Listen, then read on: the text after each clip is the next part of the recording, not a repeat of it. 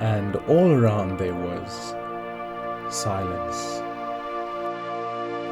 confusion, small glances, minute fidgets, but mainly silence. We hibernated for seemingly years in what once were our nests, but now our cages. Beginning March, we were unceremoniously told that we'd be working from home for maybe a week or two. What a joke that turned out to be. That's the first time in 2 months that I'm outside the gates. 2 months. No, I don't know how people go to jail, man. Sourcing food and fresh drinking water became the primary goal since we were not allowed to leave our apartments for almost a month during this time. We got 3-hour outside passes now. The first thing I did was to rig a makeshift grid on one of my bikes to get as much supplies as possible. The previous time I was able to leave the compound, the landscape still had snow everywhere. Now, in late spring, whole communities stare to the streets through cordoned-off fencing. Looks like there's been word given to the students to go home. This is what's happening at the university. Students sitting there with a suitcase, waiting for someone to come pick her up. Lockdown is kind of over. It's not yet entirely clear yet, but We are allowed outside our community gates for 3 hours a day, but there isn't a lot to go out for, except if you have a real craving for chicken feet. Walmart is open, and once we get in after a horrendous amount of begging, because up until recently, Waigwaran had no green passcode in Jilin. We could stock up on some products after not having had access to certain things for months. Walmart's selection has had a great improvement thanks to the hibernated state of the province. We loved all the fresh produce all of a sudden.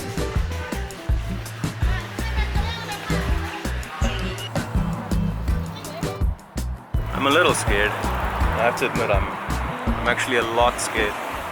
This morning, I was warned by a fellow working colleague that it's not official, but we might be going under a second lockdown.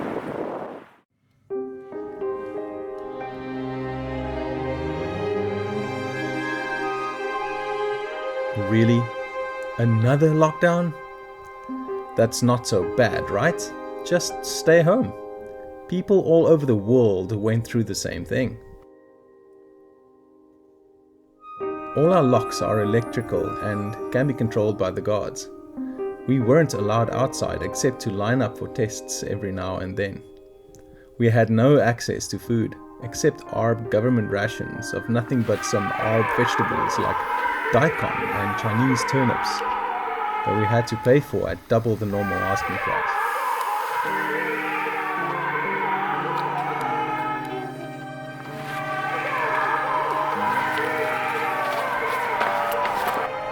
We had no access to dry foods, sufficient proteins, medical aid or resources, or clean drinking water.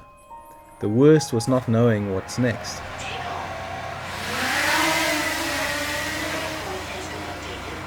We had no indication of time, or if we would ever get appropriate rations again. No cars on the blocked roads meant not being able to even quit and go back to our home country. The community in our building came through and helped us at their own expense with some baby products and dishwashing liquid. The administrator tried to source fresh drinking water for our baby.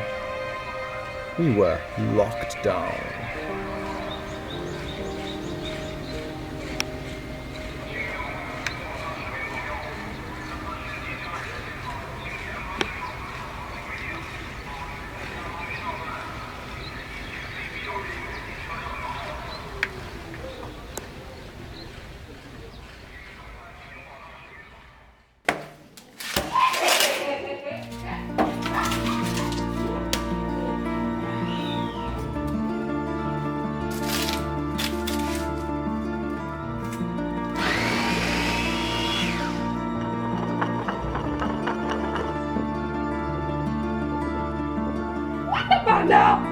despite everything looking the way you did, we had our jobs that we could do from home.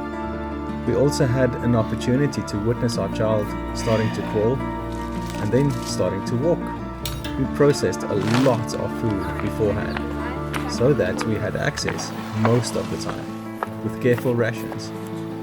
With the warnings of the second lockdown, we started to stock up like crazy.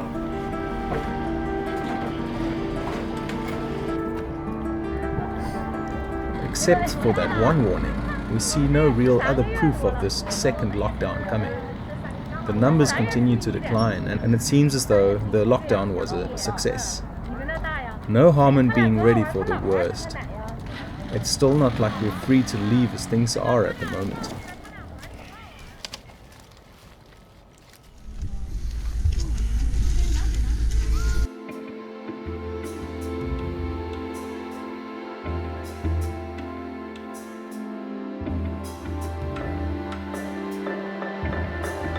Greatness. Exploring the world's most epic and beautiful locations bring with it a sense of fulfillment. Seeing nature's epic and beautiful wonders is a life experience. It brings forth a rush and an immediate sense of purpose. We yearn for more, bigger, better, fresher. But why? Why do we always race to get to the top? Why is being mundane so frowned upon? And what does it mean to have achieved?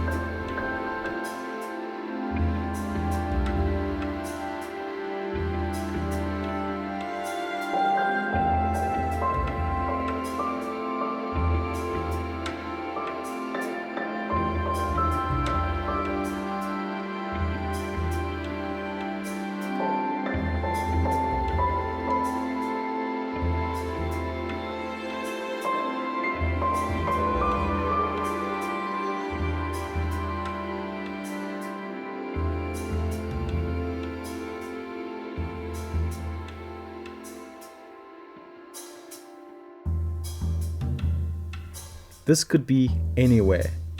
The landscapes are generic and monotonous. I've often compared it to a cold bloom. Of course, the largest man-made forest in the world competes with my analogy a little.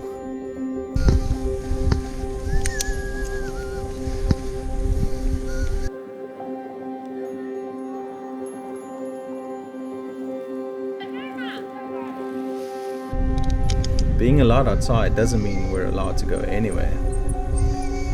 Even the smallest back roads are still locked off, and access anywhere is limited to our local areas.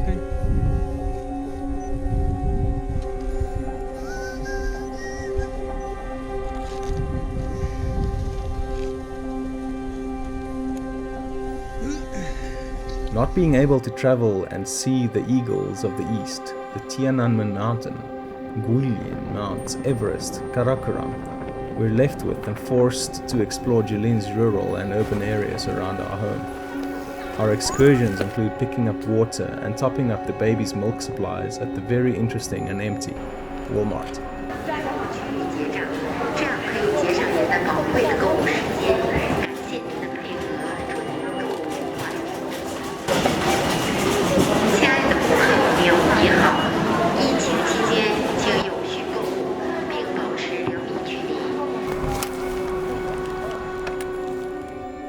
This is how our days go by.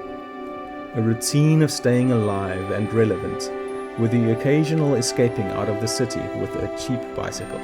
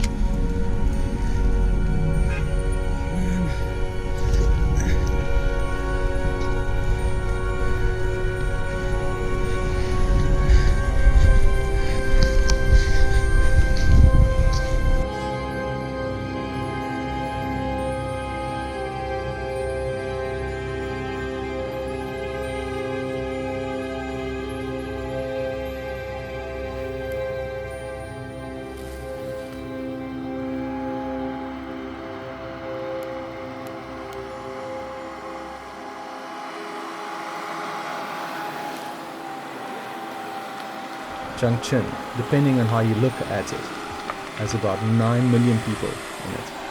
The very definitive edge usually remains fairly empty, but after 2 months locked in, it seems as though many people had the same idea as myself. Roads usually empty now saw some people.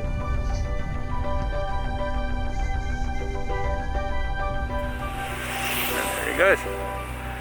Guy's been with me for a while. I think he's gonna lose me this time. Post-lockdown. It's good to be out. Gee whiz. Last time I was here there was still snow in the forest. Now it's all greenish. It's been an interesting lockdown, eh? Tree in the road. It's not dangerous. My favorite bird is the sparrow. It's not colorful, powerful, unique, impressive, or big. It's not fast, or overly intelligent, or resourceful. Think of it this way. How many decimal numbers are there between 1 and 1,000? An infinite amount. How many decimals are there between 0 and 1? Also infinite. The sparrow, though less colorful than other birds, have as many changes and textures on its feathers. Its cell structures and DNA are as complicated and as developed, specifically to fulfill its own amazing destiny.